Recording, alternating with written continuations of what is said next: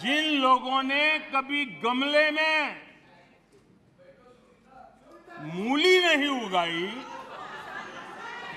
जिन लोगों ने कभी गमले में मूली नहीं उगाई, वो खेतों को देखकर हैरान होने ही होने हैं।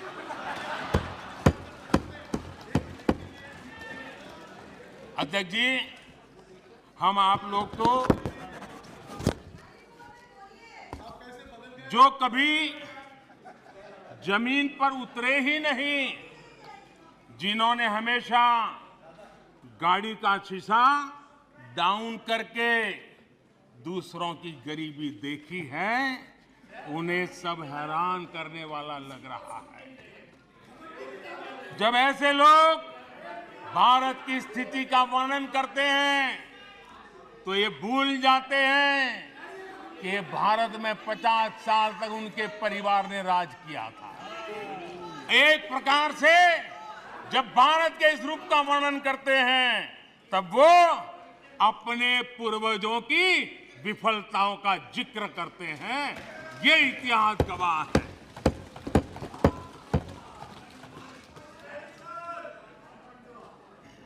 और इनकी दाल गलने वाली नहीं है, इसलिए नई नई दुकानें खोल करके बैठ जाते हैं। आदरणीय अध्यक्ष जी,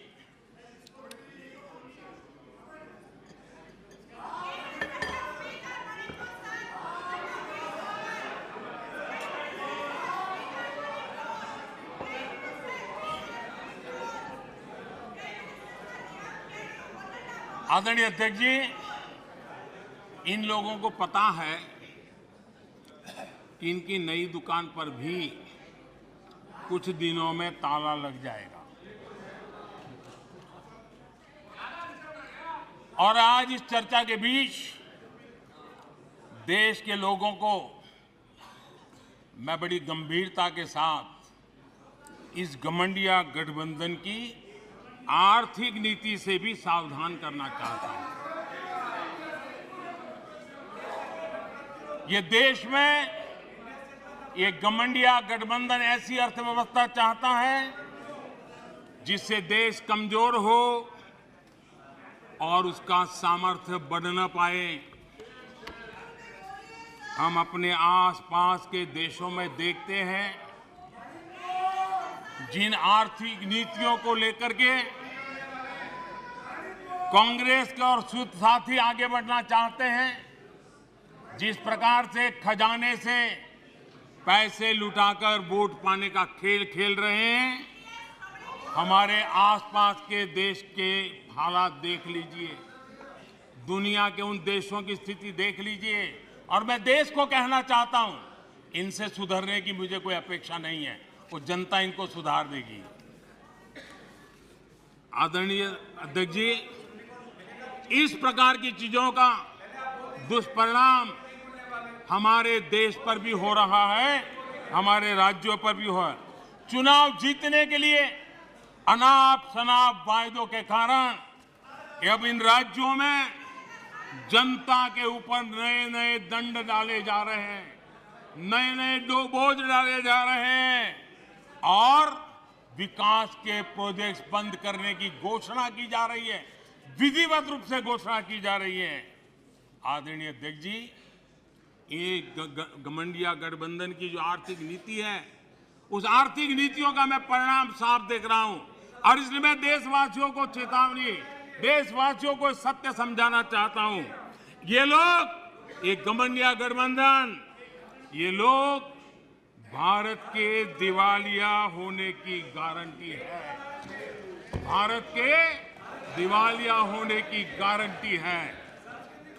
ये इकोनॉमी को डुबाने की, ये इकोनॉमी को डुबाने की, ये डबल डिजिट महंगाई की, ये डबल डिजिट महंगाई की, ये पॉलिसी पैरालिसिस की, ये पॉलिसी पैरालिसिस की, ये अस्थिरता की, ये अस्थिरता की, ये करप्शन की, ये करप्शन की, ये तुष्टीकरण की, ये तुष्टीकरण की, ये परिवारवाद की, ये परिवारवाद की, ये भारी बेरोजगारी की, ये भारी बेरोजगारी की, ये आतंक और हिंसा की, ये आतंक और हिंसा की, ये भारत को 2 शताब्दी पीछे पहुंचाने की गारंटी है।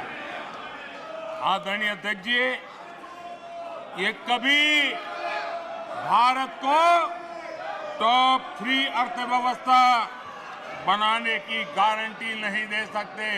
ये मोदी देश को गारंटी देता है कि मेरे तीसरे कार्यकाल में मैं हिंदुस्तान को टॉप 3 की पोजीशन में लाके रहूंगा। ये मेरा देश को गारंटी है। ये कभी भी देश को विकसित बनाने का सोच भी नहीं सकते हैं। उस दिशा में ये लोग कुछ कर भी नहीं सकते हैं।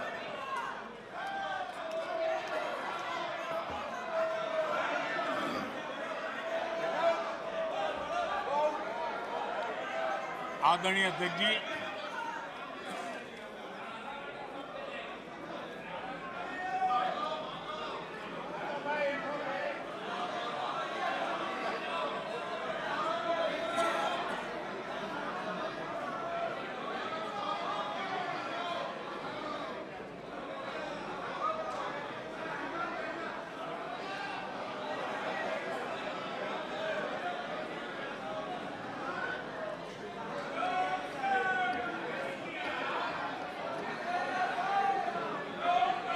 आदरणीय लोकतंत्र में जिनका भरोसा नहीं होता है वो सुनाने के लिए तो तैयार होते हैं, लेकिन सुनने का धैर्य नहीं होता है।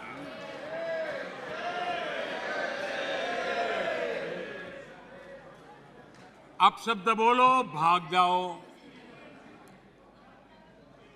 कूड़ा कचरा फेंको, भाग जाओ। झूठ फैलाओ, भाग जाओ। यही जिनका खेल है। ये देश इनसे अपेक्षा ज्यादा नहीं कर सकता है।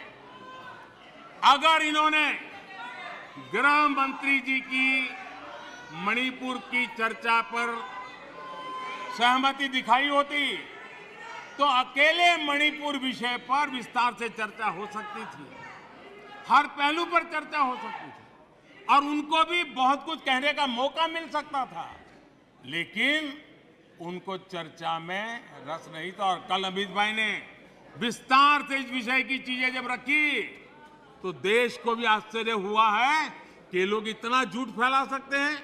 ऐसे ऐसे पाप करके गए हैं लोग। और उन्होंने आज जब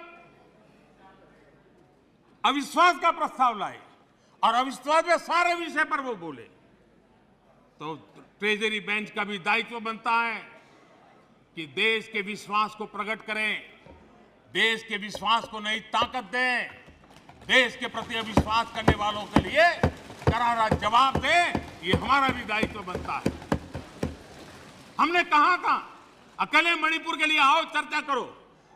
गृह मंत्री जी ने चिट्ठी लिख करके कहा था, उनके विभाग से जुड़ा विषय था, लेकिन साहस नहीं था, इरादा नहीं था और पेट में पाप था, दर्द पेट में हो रहा था और फोड़ रहे थे सर। इसका ये परिणाम था। आदरणीय अध्यक्ष जी, मणिपुर की स्थिति पर देश के गृह मंत्री श्रीमान अमित शाह ने कल 2 घंटे तक विस्तार से और बड़े धैर्य से रत्ती भर भी राजनीति के बिना सारे विषय को विस्तार से समझाया, सरकार की और देश की चिंता को प्रकट किया और उसमें देश की जनता को जागरूक करने का भी प्रयास था। उसमें इस पूरे सदन की तरफ से एक विश्वास का संदेश मणिपुर को पहुंचाने का इरादा था। उसमें जन सामान्य को शिक्षित करने का भी प्रयास था। एक नेक ईमानदारी से